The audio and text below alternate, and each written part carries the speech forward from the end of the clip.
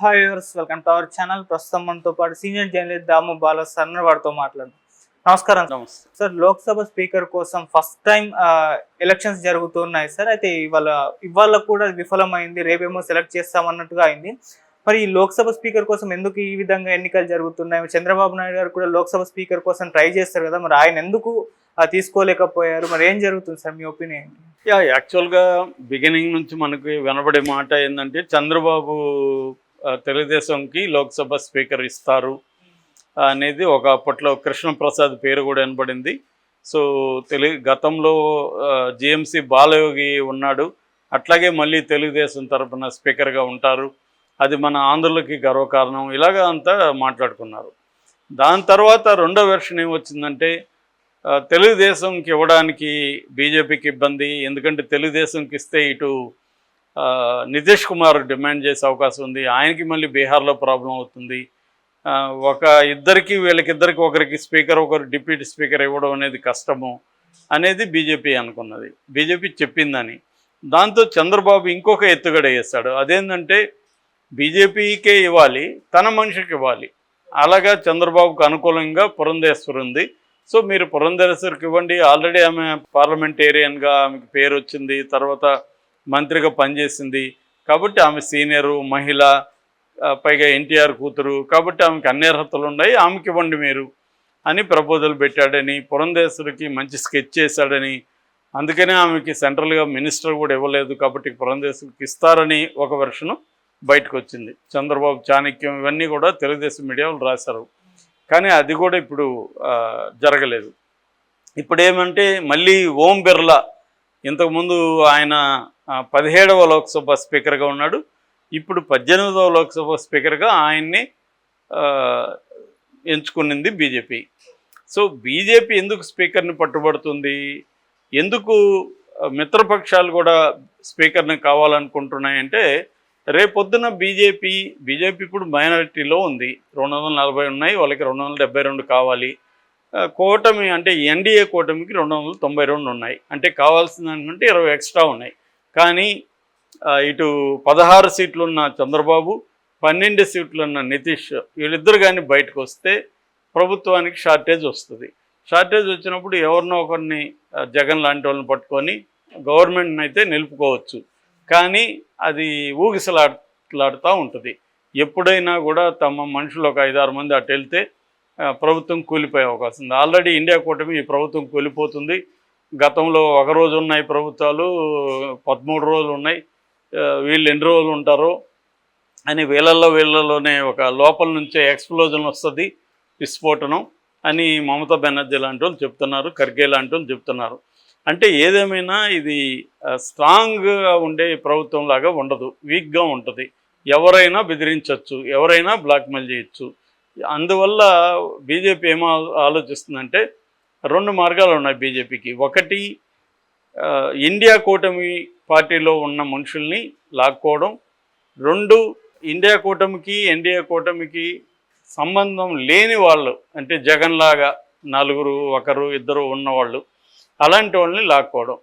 అది కాకుండా మూడోది కూడా ఉంది, అదేంటంటే పాము తన గుడ్లను తను తినేసినట్టుగా తన మిత్రపక్షాలనే తను ధ్వంసం చేయడం, చీల్చడం.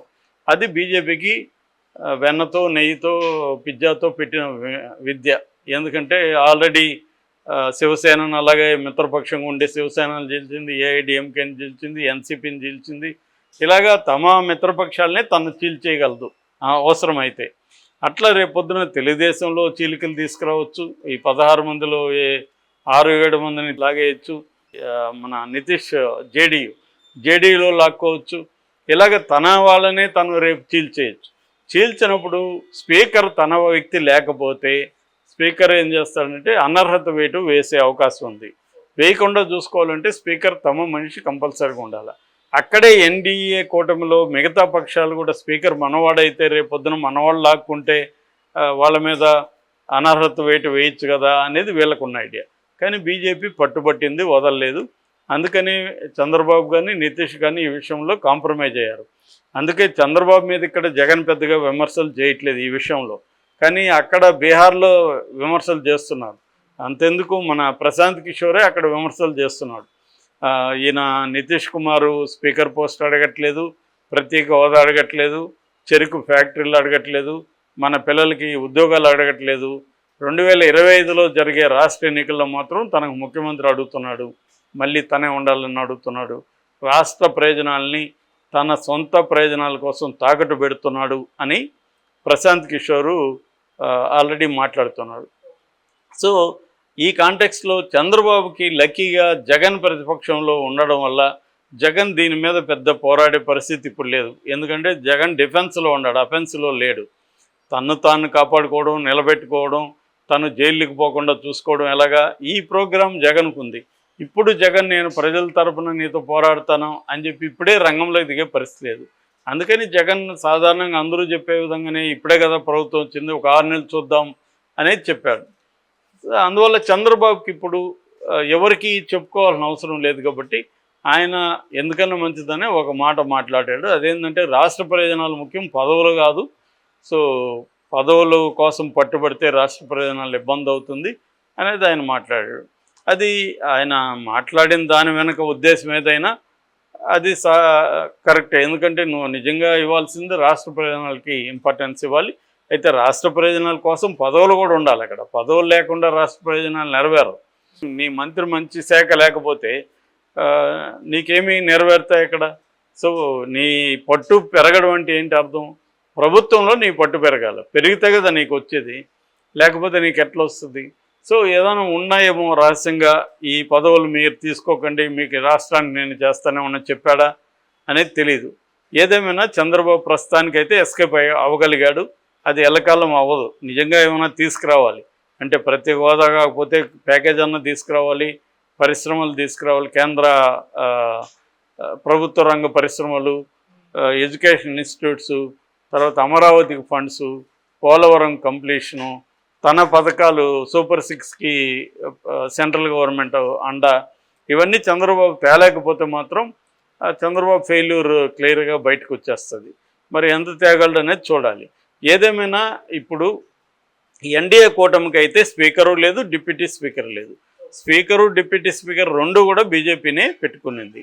ఇక దీన్ని కన్విన్స్ చేయడానికి ఏకగ్రీవంగా, ఎందుకంటే ఇప్పుడు మనకి స్వాతంత్రం వచ్చిన కాలం నుంచి కూడా పార్లమెంట్లో లోక్సభలో స్పీకర్ అనేది ఎన్నికలు ఎప్పుడు జరగల, ఏకగ్రీవమే. అంటే ప్రతిపక్షాలతో మాట్లాడుకుంటారు. జనరల్గా సంప్రదాయం అంటే స్పీకరు అధికార పక్షం, డిప్యూటీ స్పీకర్ ప్రతిపక్షానికి ఇస్తుంటారు, బ్యాలెన్స్ అవుతుందని. కానీ ఈసారి ఇవ్వలేదు. ఇవ్వకుండా బీజేపీ నాయకులు ఇండియా కూటమి నాయకుల్ని కలిసి మీ మద్దతు ఇవ్వండి అంటే రాహుల్ గాంధీ క్లియర్గా ఏం చెప్పాడంటే మామూలుగా సంప్రదాయ ప్రకారం స్పీకర్ మీరు తీసుకోండి, డిప్యూటీ మాకు ఇవ్వండి, మేము సపోర్ట్ చేస్తామన్నారు. అట్లా ఇవ్వడానికి కుదరదని బీజేపీ వాళ్ళు చెప్పారు. కుదరకపోతే మేము పోటీ పెడతామని ఇప్పుడు వాళ్ళు పోటీ పెడుతున్నారు. అతని పేరు కొడికొన్నల్ సురేష్ అని, కేరళ కాంగ్రెస్ నాయకుడు.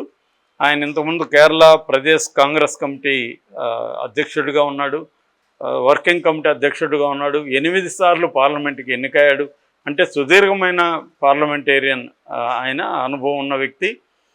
సో ఆయన వివిధ పోస్టులు ఉన్నాడు. ఆయన క్షుణ్ణంగా పార్లమెంట్ని ఎలా నడపాలి అన్నీ తెలుసు. సో ఆయన కరెక్ట్గా దానికి సూటబుల్ వ్యక్తి కాబట్టి ఇప్పుడు వాళ్ళు పోటీలో నిలబెట్టారు. ఖచ్చితంగా ఓడిపోయే అవకాశం ఉంది, కానీ ఈ పోటీ అనేది ఇప్పటివరకు జరగలేదు. సో ఫస్ట్ టైం ఇది. వాళ్ళని విరమింపజేయాలని బీజేపీ శాయశక్తులు ట్రై చేస్తుంది, కానీ కుదరట్లేదు.